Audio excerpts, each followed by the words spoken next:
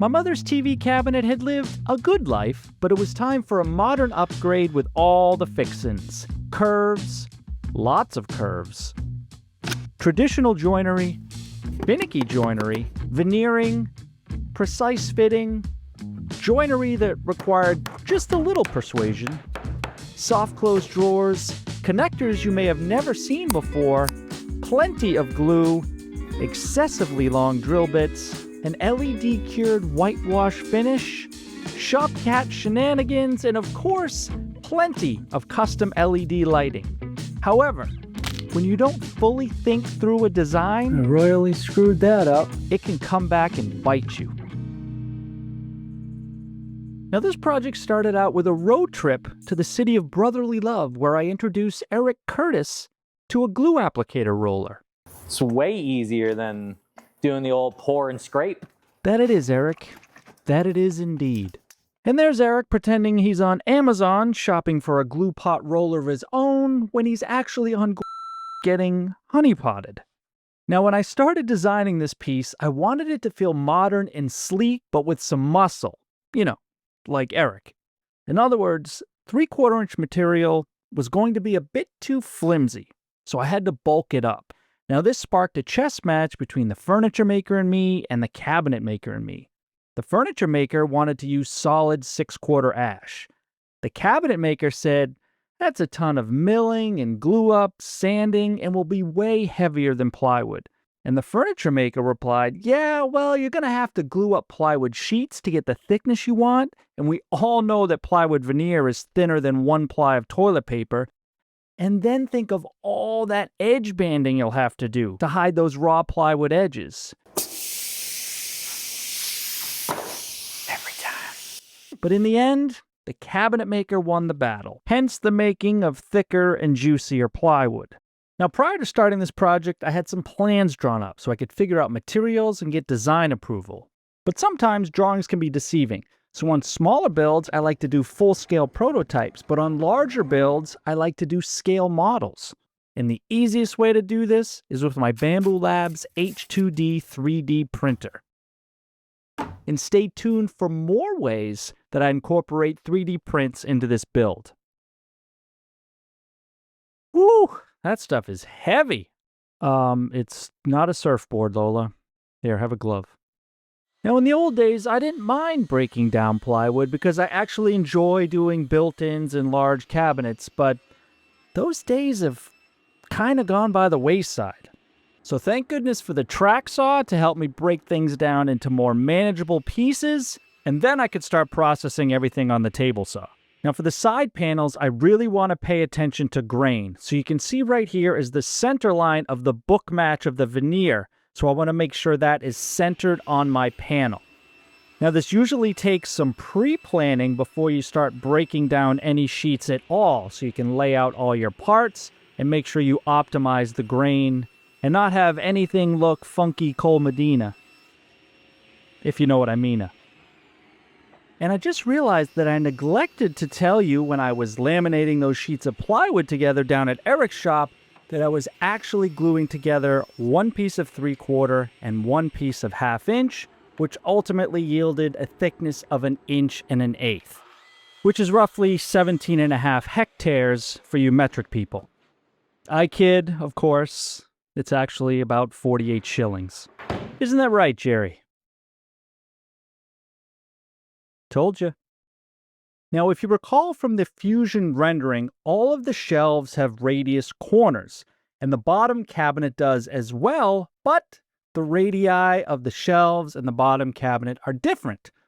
So I combined both of those into one template and 3D printed it out of PETG carbon fiber filament. It's incredibly strong and durable. Now, for the shelves, I needed to do 10 radii, 2 on each one. And for the bottom cabinet, I needed to do 4, 2 on the top and 2 on the bottom. I thought the easiest way to rough these out and get them as close to my line as possible was to use the jigsaw, then come back with the template and a flush trim bit. Now, this was a 2-bit process because I used a pattern bit on the top, flipped it over, and then hit it with a compression flush trim bit. Now, this was a bit of a lengthy process and produced quite the snowstorm of dust, but in the end, they all came out exactly the same and nice and smooth. Okay, let's take a minute to talk about edge banding, because all the exposed plywood edges of this project, including the cabinet bottom and the shelves and the dividers, all need to be edge banded. Now, there's a few different options when it comes to edge banding. The first is a pre-glued roll like this, which is applied using a hot iron, which will activate the glue, and then you come back with a burnisher or a roller to make sure that glue squishes out and you get nice even adhesion and there's no gaps.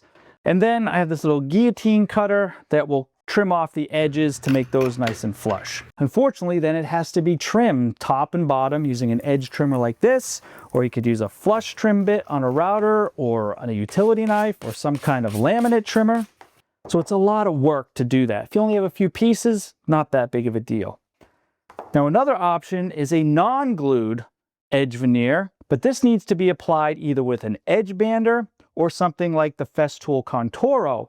Now, the other way to apply the non-glued version is using contact cement. Now, I know a lot of people scoff at contact cement, that it's weak and it's gonna fail over time, but I've never had an issue. This isn't the red can that is highly flammable and will kill every living organism in your shop as soon as you open the can.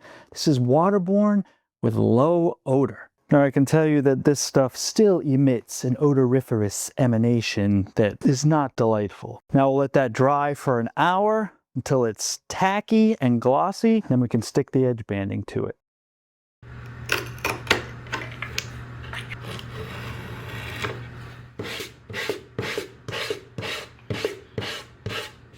Now, to apply the rest of the edge banding to all my parts, we're going to take a little field trip and go see my buddy Carlos, who has a Festool Conturo, which is going to make this process much faster and easier. Now, I've seen the Conturo demonstrated in person before, but I've never actually driven one. And to be honest, I didn't want to start now, so I was perfectly comfortable with letting Carlos do all the work while I man the camera. But I'll have to say, it's a pretty darn cool machine, and it really shines on curved pieces like this. And as you can see, it makes quick work of it. But it does leave a lip of excess material top and bottom that need to be trimmed. But for those without a Conturo or access to one, I'm going with contact cement. It went on a lot easier. I feel like the edge lines are almost indistinguishable where the veneer meets the plywood. Jerry, what do you think? You like that one too? Contact cement? Jerry has spoken. Now, the vertical side members and the top center panel need to be joined together. And to do that, I think I'm going to use a domino top and bottom, and then in the middle here, a couple of lamello Clamex. Now, if you haven't seen me use these before, there's a little cam in here that with an Allen key will turn and lock that into the mating piece at 200 plus pounds of clamping pressure. So now I just need to do my layout on this side and the other side and cut all my slots. Now, layout is critical, especially when dealing with multiple types of connectors for joinery. Now, for the dominoes, I'm going to use the loose setting on one side and the tight setting on the other. With the lamellos, there's only one setting, but you do have plus or minus a ½ millimeter in each direction because of the slot being curved. Now, one other part of the process for the Clamex connectors is to drill an access hole for the Allen key to tighten them down. And now, for a dry fit test.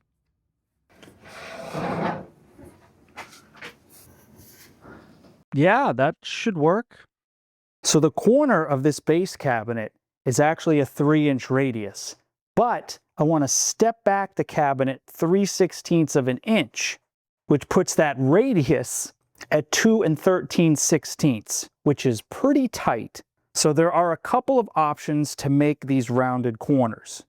So the first option is to use something called wacky wood or bending ply and wrap this around a bending form and then veneer it. Unfortunately, this is 3/8 bendy ply and it won't make that radius. I even tried 1/8 bendy ply. That will not make that radius. So the other option is to do something called kerf bending, where you make a bunch of relief cuts underneath, making sure not to cut through your veneer on top and then bend it around. Now this can be a little tricky getting the depth right without it cracking. Now on this one, I did cut deep enough, I believe, to make that turn. Now the other thing you can do, like I did here, is I squirted this with some water just to soften those fibers, to help it bend a little bit more.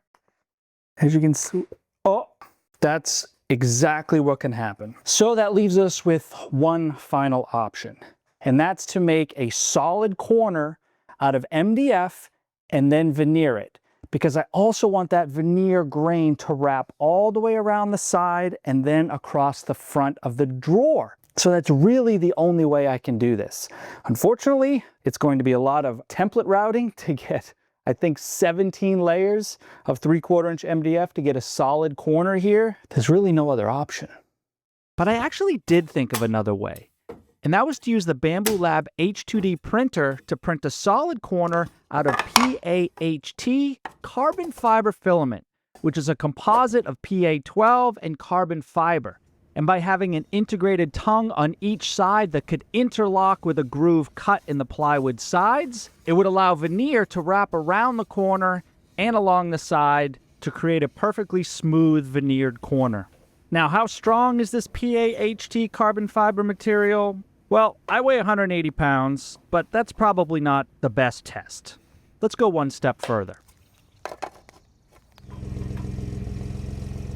As you can see, it didn't so much as flex under the weight of my truck. This filament is ideal for creating engineering parts such as functional prototypes, injection molds, jigs, and low-volume production parts.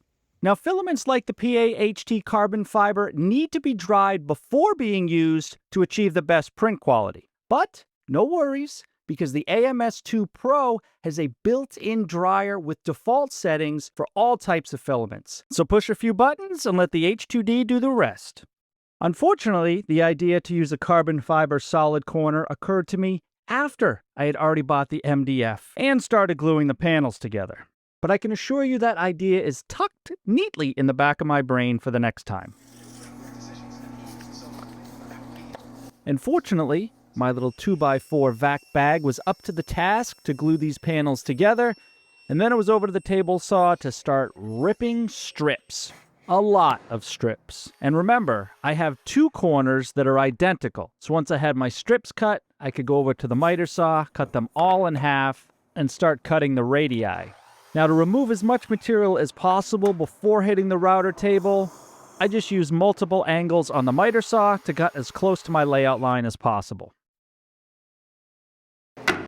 And I decided to go with a different approach when template routing these corners, since I was going to do them on the router table. I thought making a little sled with an integrated template would be the fastest. So, overnight while I slept, I printed this template out of black PETG carbon fiber on the bambulab H2D printer with a radius designation in PETG blue so that I wouldn't get it confused with any other template in my shop. And then I could turn it into a template routing sled-o-rama. And I love the use of these hold-down clamps for jigs, and actually Bob Van Dyke from Connecticut Valley School of Woodworking calls them Destaco clamps. I wonder if that was the original brand of this type of clamp. Either way, that little piece of walnut I pointed out was the perfect stop to align my pieces in the jig, clamp it down, and then hit it with this monster compression bit from Bits and Bits. Now, I don't typically like working with MDF because of the toxic dust and all, but man, it is quite easy to machine. And within a matter of minutes, I had the radius routed on all of my pieces, and now I could start the monster glue-ups for these solid corners. Or at least, I thought I could. Hey, you're in the way. And people wonder why it takes so long in between videos. And if you do any kind of large panel glue-ups or any large area surface glue-ups, I can't emphasize enough how useful these glue pot rollers are. Just make sure that you wash them before that glue dries, because once it hardens and that metal roller sticks and the glue sticks to that foam roller, well, it's pretty much useless. Now, this was one of those generally boring processes of gluing, nailing, gluing, nailing, gluing, nailing, and then finally a clamp up just to get that squeeze out.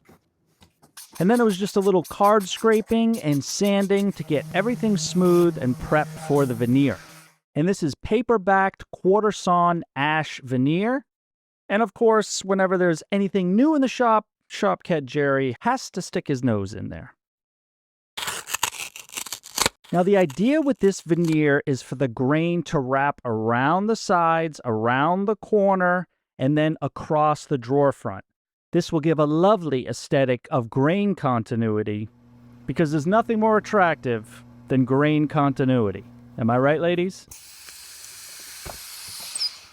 Now, to properly explain my plan of execution here, I used a piece of 1/2-inch plywood and glued that to the inside, which will basically act as the inside of the cabinet where I can mount my drawer slides, because I didn't want a raw MDF edge in there. But in order to adhere the veneer to these rounded corners, I needed to extend the piece so that it could overhang and then trim it afterwards. Now, I did get smart and put nice tuck tape on the bottom so that the veneer wouldn't stick to that, but I should have also run it on those auxiliary pieces of MDF on the side. Now, a lot of people are afraid of Gorilla polyurethane glue because it foams up, but the application process is really the key to success, and I have found a foam roller is the best way to do this. It gives a nice, even film thickness on both pieces, which minimizes any of that foaming. And like epoxy, it's also a hard setting glue, whereas PVA glue is a little softer and you could get some creep. And a little shrink wrap prevents any of that foaming that does happen from sticking to the inside of my vac bag. Now, I left this in the press for about an hour or two, which is more than sufficient for that glue to set up and then continue curing out in the open. And then once everything was fully cured, it was just a matter of running it over the table saw to trim it to final height. Now, obviously, the blade doesn't go deep enough here, so it required 2 passes. Now, I had also made these a little longer than necessary. That way I could carry the veneer over and then trim it. So using a crosscut sled, I was able to trim them to length on the table saw as well. And then clean up any squeeze out and get everything nice and smooth. And we can move on to veneering the drawer fronts. Now, I was very careful to identify and label the pieces of veneer so that they did wrap perfectly around one corner and across the corresponding drawer front. And you may notice I'm not using Gorilla Glue on these. I'm using veneer press glue, and that's because I ran out of Gorilla Glue, and that stuff's expensive, and I didn't feel like running to the store to grab more. Now, I did take a risk here. Because this veneer glue is actually water-based and I'm only veneering one side of the plywood, it could potentially cup on me. So I'm stack and stickering it and then weighing it down to keep everything nice and flat. Fortunately, that plan did work. And now that the overwhelming majority of veneer work was done, we could move on to the joinery to actually start getting this bottom cabinet case together. And for me, the quickest and easiest way to do that is to use the Festool domino. Now, to get my domino slots in the same position on the top of the cabinet, I don't necessarily like to rely on measurements, which is why I have the top lined up perfectly with the bottom and then transferring all of those layout lines and cutting my mortises. Now, it did get a little tricky on those end corners because I wanted to have a couple of rows of dominoes, so I needed to use some spacers to get them spaced on the bottom panel as well as on those solid corners. Now, I've said this many times before, the domino is an incredible tool, but it's only as good as your layout. It's very easy to put slots in the wrong place and then wonder why your pieces don't line up. Yes, it's a point-and-click tool, but does require some thinking. And now to see if my thinking was indeed correct.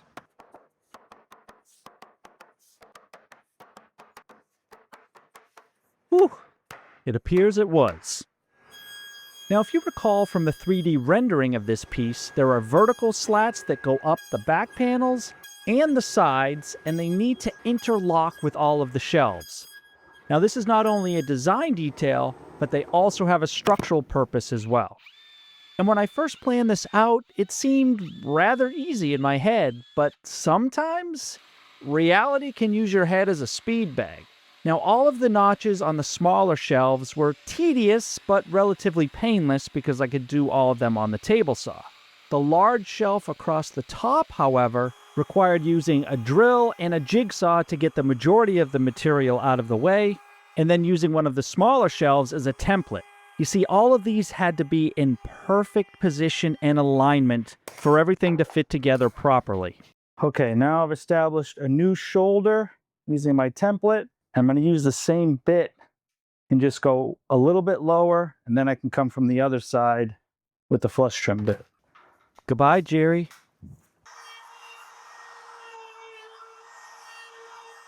Now, aside from all the template routing, there was one very large obstacle to overcome, and that's the fact that each one of these corners is rounded because the router bit is round.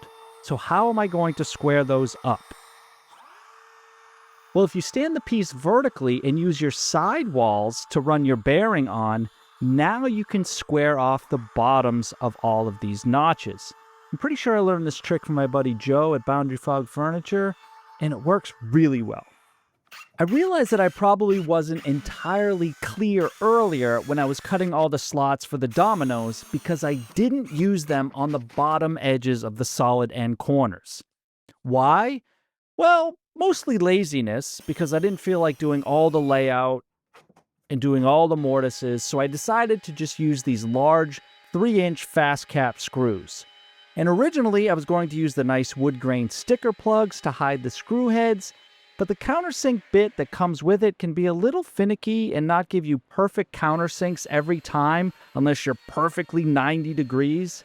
And since you'll never see the underside of this thing, exposed screw heads just aren't that big of a deal.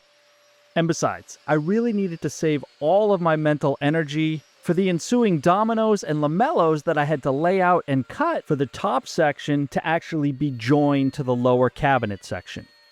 You see, in order to transport these for install, the top needed to be separate from the bottom, but still needed to be easily reassembled on site. And oh yes, those are some 100mm dominoes. Size does matter when it comes to loose tenons.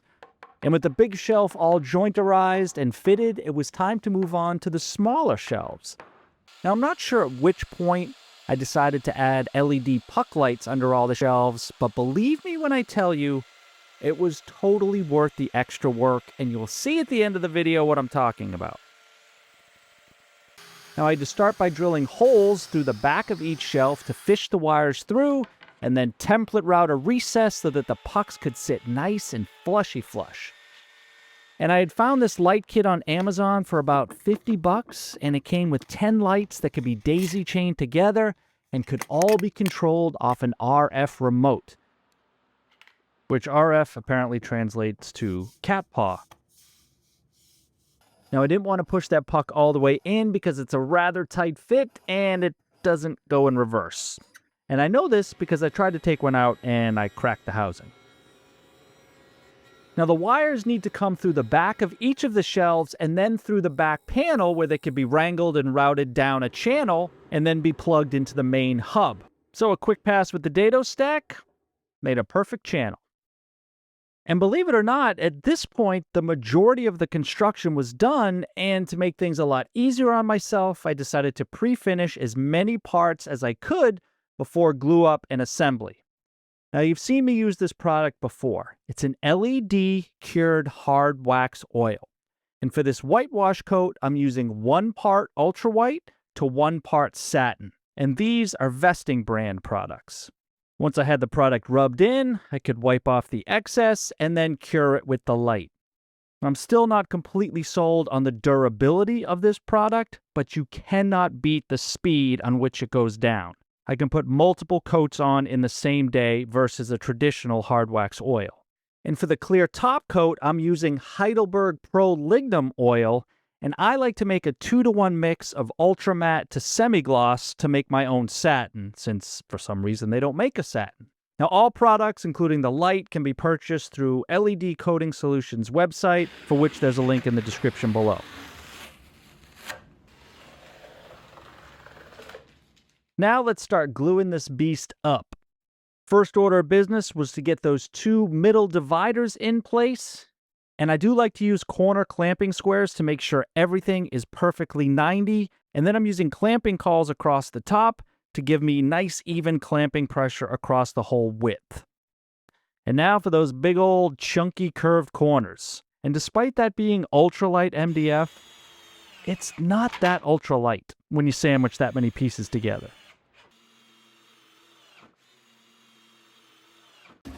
Now for the back panel, you might be wondering why there's no finish across the top there. Well, that's because I'm going to need to glue on a French cleat, since this is, a floating TV console, and that's how it's going to hang on the wall. And don't worry, I've learned my lesson from previous incidents with French cleats.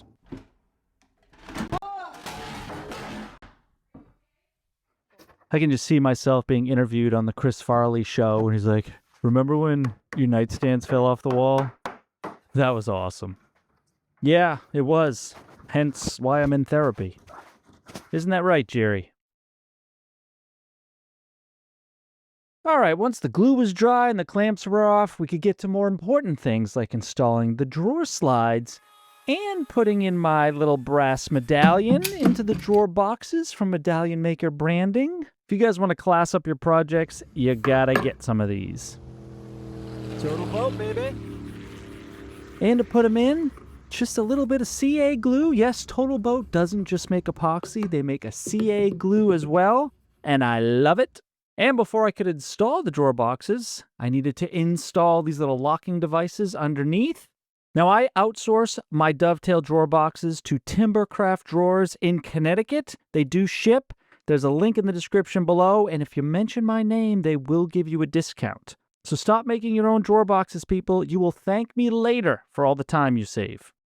Okay, since I want 3/32 inch reveal all the way around, I still need to take into account the edge banding on these raw plywood edges. So normally, I would flush this up to one side and one edge, and then take a 3/32 spacer, draw a line all the way around. But since the thickness of this will add up to an additional 32nd of an inch, I'm going to use an 1/8 inch spacer on all sides. Sorry, metric people. Now, in actuality, the thickness of that edge banding doubled up doesn't quite equal a 1/16 of an inch. So I'm actually going to cut to the inside of my layout lines and not actually to them. Now, sometimes I use a crosscut sled for this, but I still had a dado stack in the table saw, so track saw it is.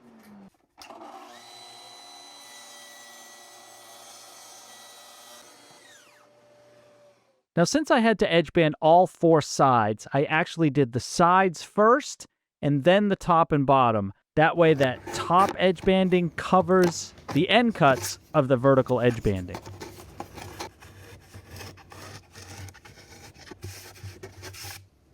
And a quick little touch up with the Grit Grip sanding block, and we're good to go.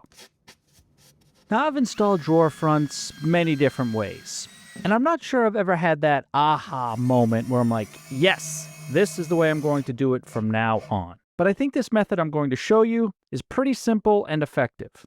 But first, let me show you these little spacers I designed and printed on the Bamboo H2D printer. Now, I made them in the shape of a right angle, so you have 3/32 on the side and the bottom, and then a little piece in the middle so that the drawer front wouldn't be pushed back too far.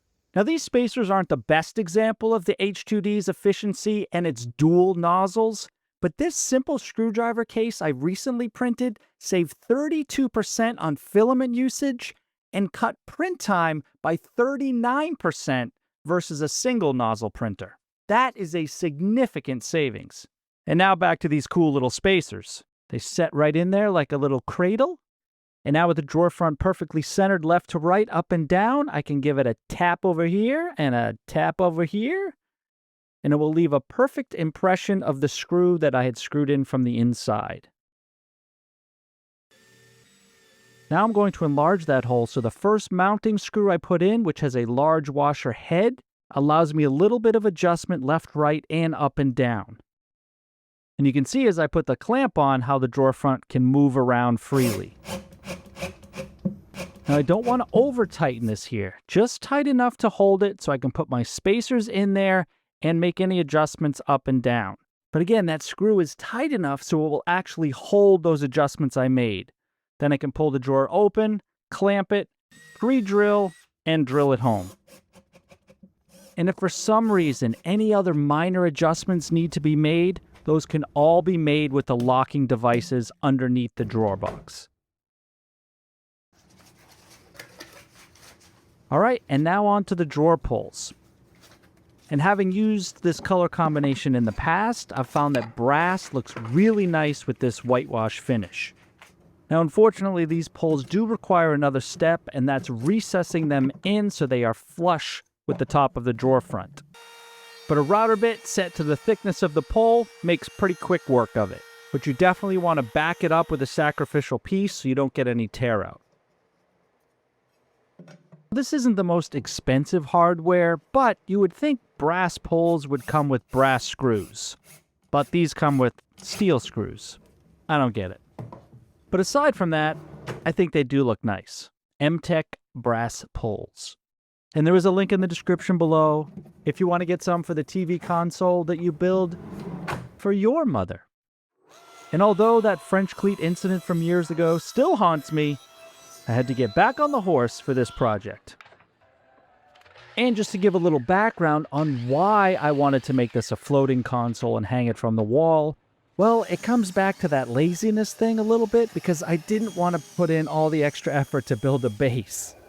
So instead, I'm putting in the extra effort in creating this French cleat hanging system. Will prove to be a little painful later on during the installation when it comes down to the wiring of all the LED lighting. And now is time to work on all of those vertical hardwood slats. Now I decided to make them 1 inch wide by 5/8 inch thick. So this stock is all milled to 1 inch thick, and now I can rip strips on the table saw to just over 5/8 of an inch, and then take them back to the planer to get rid of the saw marks and get them to exactly 5/8 of an inch. And notice the layout triangle I have on the pieces so I can try to keep grain and color consistent on pieces that will be next to each other. That was Lola's idea, not mine. And I thought the easiest way to create the curved detail at the top of these slat assemblies was to make a mitered corner and then template route the radius. Now this is a very small miter, so I thought a domino would add some strength. And I used the cutoffs from the miter to CA glue on some clamping blocks to give me nice clamping pressure across the joint. I'll slice those off later on the bandsaw. Now the template for these corners was quickly cut out using the shaper origin. And I made it this particular shape so that the router base would have a flat reference surface to ride on instead of trying to balance the tightrope of a 1 inch piece. I chopped off the excess outside corner on the miter saw and the inside edge on the table saw before doing the actual template work. Boy, so many steps for her rounded corner. And you might wonder, why didn't I just do both of these corners with the shaper origin instead of this template business? Well, I'm not sure the setup involved would have been any quicker than this way, but I don't really know. Maybe next time. Now the LED lights that I'm going to use in the drawers are the same ones that I used in my niece's desk and bookcase, as you can see here. Pretty easy install. However, since I didn't build these drawers, I needed to do a modification in order to get these lights to fit. So I basically just milled up some stock with a groove cut in it for the light to sit in and a slight little bevel on it, just so the angle wasn't so harsh. And then it was just a matter of fishing the wire through and gluing these blocks to the side of the drawer boxes. And since the drawer boxes were pre-finished, I did have to sand away some of that finish to make sure I got good glue adherence. Jerry, come on, man.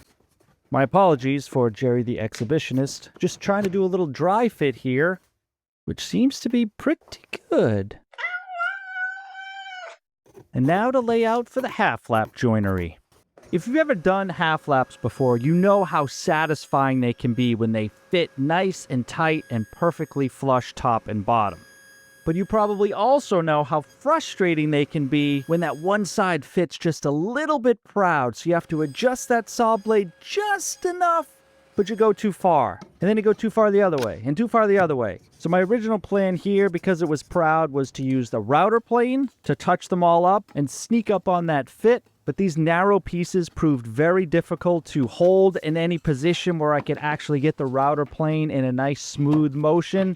So what I actually did, and forgot to film, was raise that saw blade just a hair and ran one side of the half lap through, which made one side just a little bit deeper, and that flushed up everything perfectly. And then I could glue them all up. All right, guys, it's about to get a little noisy in here, so why don't you skedaddle? Now, to attach these slat panel end assemblies, I will be using the Lamello Clamex connectors. So those will not only be used to attach them to the cabinet top, but also to the back panel. Now, unfortunately, what that means is I'm going to have to drill access holes on the inside faces of the slat panel, but Lamello does make different color plugs, so I will be able to hide them. Unfortunately, when you have a piece of furniture like this that needs to be disassembled and reassembled on site, there are some concessions you have to make. But I have a pretty good hunch that my mother isn't going to mind. However, there was another issue. Oh, I royally screwed that up. Ugh.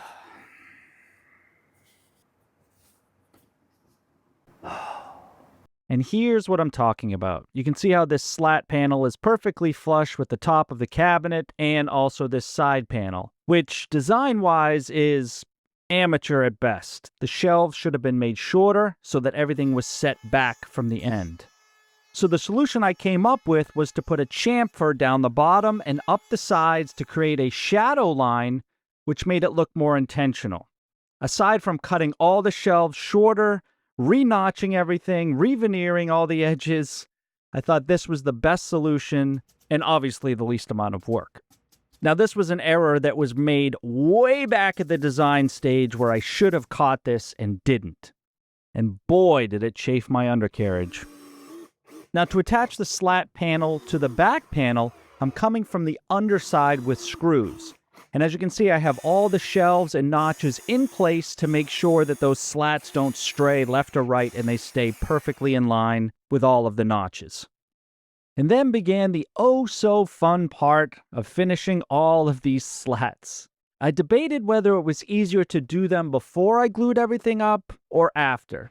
And the huge downside of doing them before is I knew I would have to sand them flush at the top, which would remove the finish that I put on, so I thought it best to just bite the bullet, glue everything up, sand everything, and then apply finish.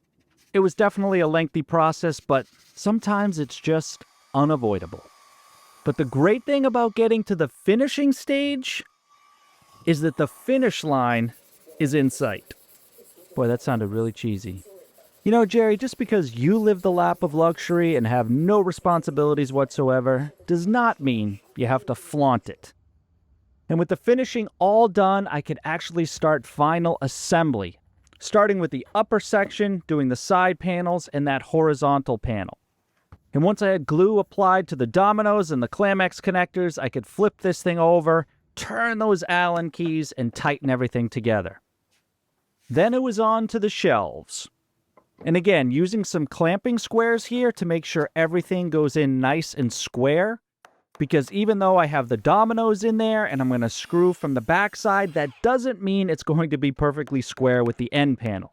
It could easily tilt down a little if you're not paying attention. And while I let that glue tack up, I had a little playtime with Jerry.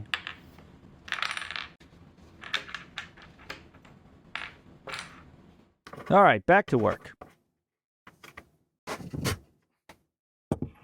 And even though everything was dry fit way back, there's still that question in the back of your mind, is this going to fit?